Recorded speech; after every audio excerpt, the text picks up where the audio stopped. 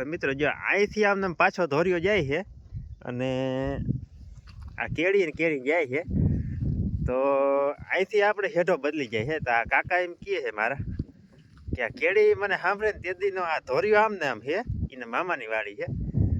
પારી પકી ખડનું છોટું હજી સુધી મને થવા નથી. તો ઠીક કે હવે તો ધોકરની પડીકીઓ આવી ગયું એટલે છાંટી દેતા હે, પણ પહેલાં ધોકરની કે પડીકીઓ હતી નહીં તો અહીં ખડ ડેરી નાખતા એવા શોખસાઈવાળા હતા આ બધાય.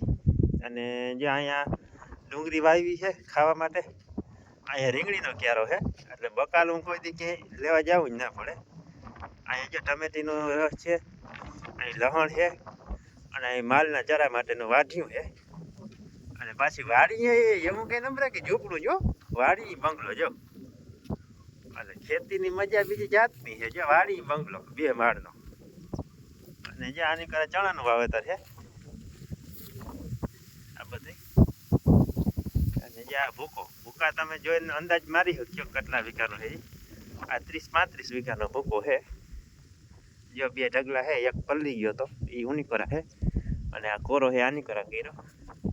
અને જો આ બંગલી વાડી પાછી રહેવા માટે. અહીંયા 4 વ્હીલ આવી જાય, અહીંયા 4 વ્હીલ પાર્ક થઈ જાય. અને આની કરા પટ છે થોડોક